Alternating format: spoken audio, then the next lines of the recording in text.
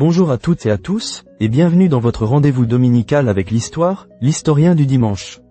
Aujourd'hui, mes amis, je vous propose un voyage, non pas à travers des champs de bataille ou des palais royaux, mais au cœur même de la pensée occidentale. Nous allons explorer l'esprit d'un homme dont les idées, formulées il y a plus de 2400 ans, résonnent encore si fort qu'elles semblent avoir été écrites hier.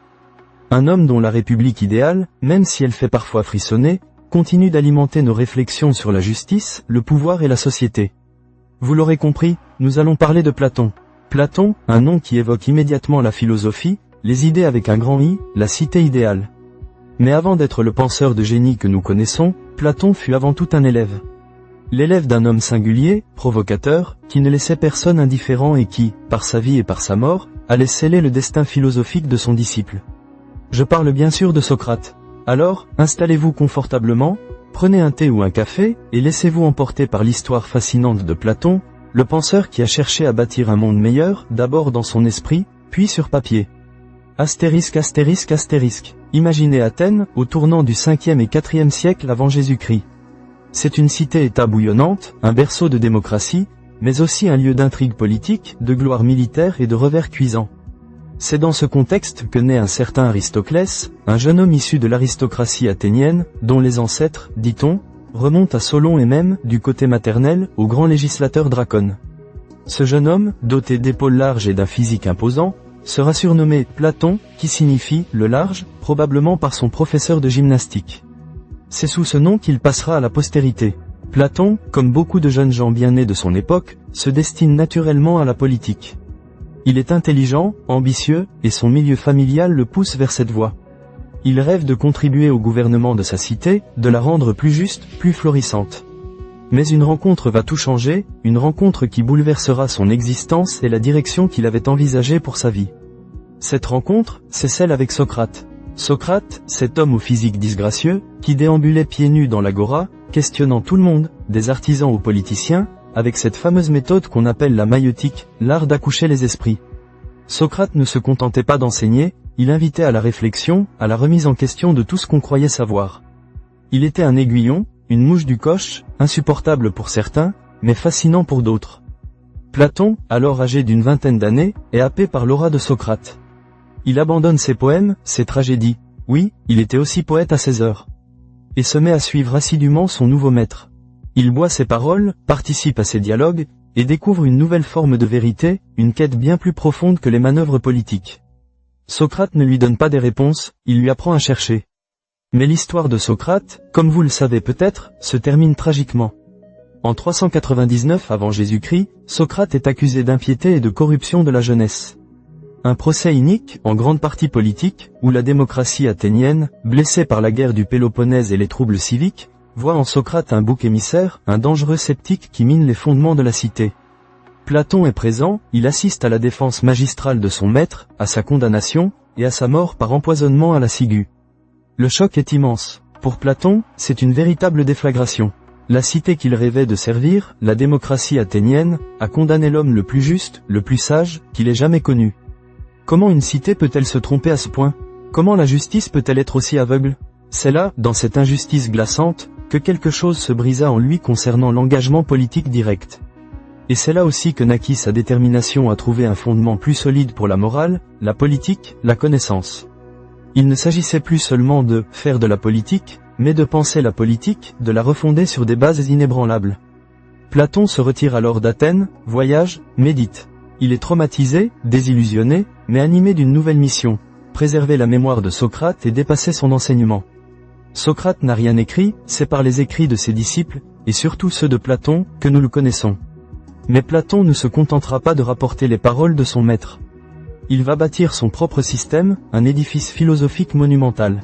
Astérisque astérisque astérisque. La grande question que se pose Platon, face à la mort de Socrate et l'instabilité du monde, c'est « Comment atteindre une connaissance stable, une vérité immuable, dans un monde qui change sans cesse ?»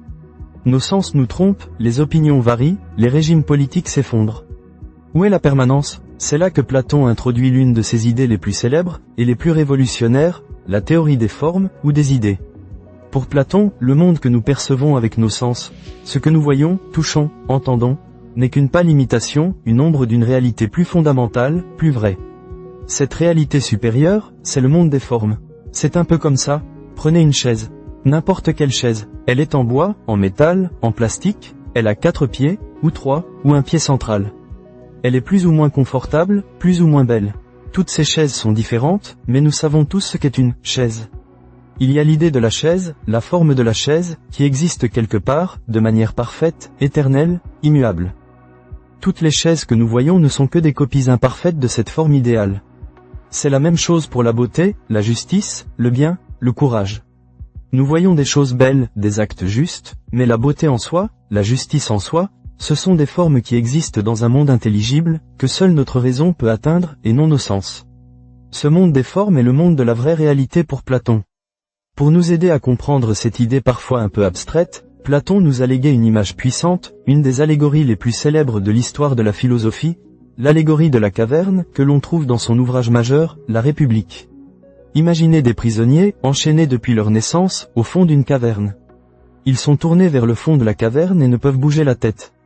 Derrière eux, un feu brûle, et entre le feu et eux, des hommes passent, portant des objets, des statuettes d'hommes, d'animaux, toutes sortes de choses. La lumière du feu projette les ombres de ces objets sur le mur en face des prisonniers. Pour ces prisonniers, les ombres sont la seule réalité. Ils passent leur vie à les nommer, à anticiper leur apparition. Ils n'ont jamais vu le monde réel. Maintenant, imaginez que l'un de ces prisonniers soit libéré. Il se retourne, est ébloui par le feu, puis on le traîne, on le pousse, vers la sortie de la caverne. Au début, la lumière du soleil lui fait mal aux yeux, il ne voit rien, il est désorienté. Puis, peu à peu, il s'habitue. Il commence à distinguer les objets réels, les arbres, les animaux, les étoiles, et enfin le soleil lui-même. Il comprend alors que ce qu'il prenait pour la réalité n'était que des ombres, des illusions. Il a accédé à la vraie réalité. Et que ferait cet homme libéré? Il aurait envie de retourner dans la caverne pour libérer ses compagnons, pour leur montrer la vérité. Mais comment le recevrait-il? Probablement avec mépris, avec peur, peut-être même avec hostilité, car il vient perturber leur réalité. C'est là une métaphore brillante. Les prisonniers, c'est nous, enchaînés par nos sens et nos préjugés, ne voyant que les apparences. Le monde extérieur, c'est le monde des formes, de la vraie connaissance, accessible par la raison et la philosophie. Et l'homme libéré, c'est le philosophe, celui qui a cherché la vérité et qui essaie de guider les autres.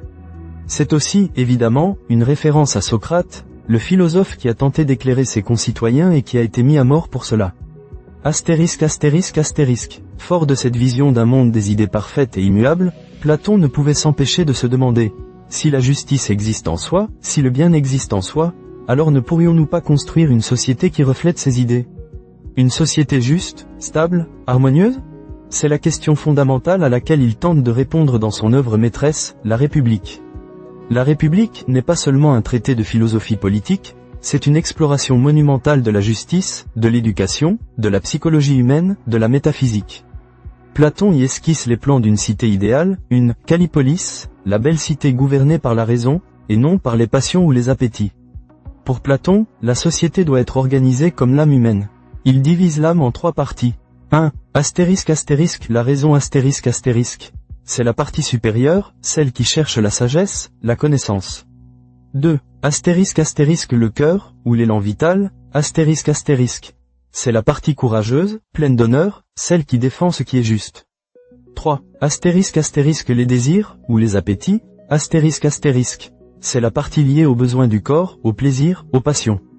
Une âme équilibrée, c'est une âme où la raison gouverne, où le cœur la soutient, et où les désirs sont modérés. De la même manière, la cité idéale de Platon est divisée en 3 classes, correspondant à ces 3 parties de l'âme. 1. Astérisque astérisque les philosophes rois astérisque astérisque. Ce sont ceux qui ont développé leur raison au plus haut point, ceux qui ont accédé au monde des formes, ceux qui connaissent le bien et la justice. Ce sont eux qui doivent gouverner, non pas par désir de pouvoir, mais par devoir, parce qu'ils sont les seuls capables de diriger la cité avec sagesse. C'est le fameux idéal du roi philosophe, ou du philosophe roi. 2. Astérisque astérisque les gardiens, ou auxiliaires, astérisque astérisque. Ce sont les soldats, les protecteurs de la cité. Courageux, loyaux, ils sont éduqués pour défendre la cité et soutenir les philosophes rois. 3. Astérisque astérisque les producteurs astérisque astérisque.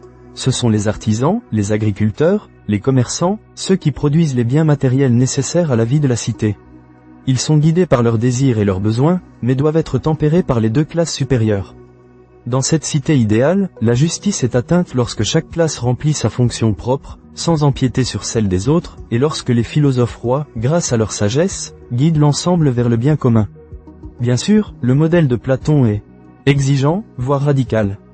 Pour garantir l'impartialité des philosophes rois et des gardiens, Platon propose qu'il n'ait ni propriété privée, ni famille au sens traditionnel. Les enfants seraient élevés collectivement par l'État, et les mariages seraient organisés par tirage au sort, une forme de sélection eugénique pour assurer la meilleure descendance possible. La poésie, l'art, la musique seraient censurés s'ils ne contribuent pas à l'éducation morale des citoyens. C'est une vision qui fait parfois grincer des dents, car elle semble sacrifier la liberté individuelle au nom de l'ordre et de la justice collective. Platon n'était pas naïf, il savait que sa république était un idéal, une boussole pour l'action plus qu'un plan à suivre à la lettre. Il a lui-même tenté de mettre en pratique certaines de ses idées en conseillant des tyrans de Syracuse, en Sicile, mais ces tentatives se sont soldées par des échecs cuisants, allant jusqu'à le voir menacé d'être vendu comme esclave. Preuve que la réalité politique est souvent plus complexe et plus réticente aux théories pures.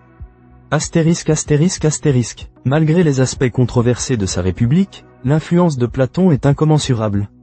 Après son retour d'exil et de ses voyages, vers 387 avant Jésus-Christ, il fonde à Athènes ce qui est souvent considéré comme la première université de l'histoire, l'Académie. C'est un lieu de recherche, d'enseignement, de dialogue philosophique, où l'on étudie la philosophie, les mathématiques, l'astronomie, la politique. Pendant près de 1000 ans, l'Académie de Platon sera un phare de la pensée occidentale. Parmi ses élèves, le plus célèbre est sans doute Aristote, un esprit brillant qui passera 20 ans à l'Académie avant de développer sa propre philosophie, souvent en critique de celle de son maître. Cette tension entre Platon et Aristote, le monde des idées contre le monde de l'expérience, le ciel contre la terre, a structuré la pensée occidentale pendant des siècles. L'ombre portée de Platon est immense. Ses idées ont imprégné le christianisme, notamment à travers l'idée d'un monde intelligible supérieur et d'une âme immortelle. Sa réflexion sur la politique a inspiré des philosophes, des penseurs politiques, des utopistes, jusqu'à nos jours.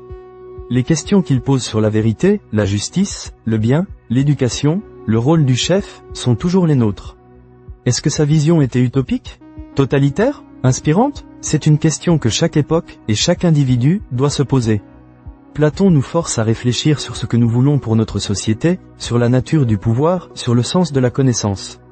Il nous rappelle qu'une société juste n'est pas un accident, mais le fruit d'une réflexion profonde et d'un engagement constant envers la vérité. Astérisque.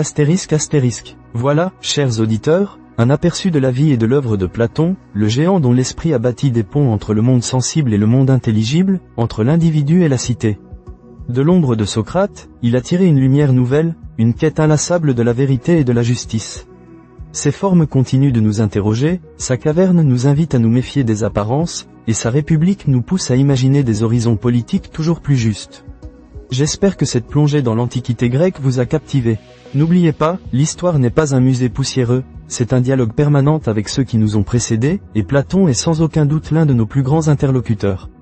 Je vous donne rendez-vous la semaine prochaine pour une nouvelle exploration historique dans l'Historien du dimanche. D'ici là, portez-vous bien et continuez à philosopher, à votre manière.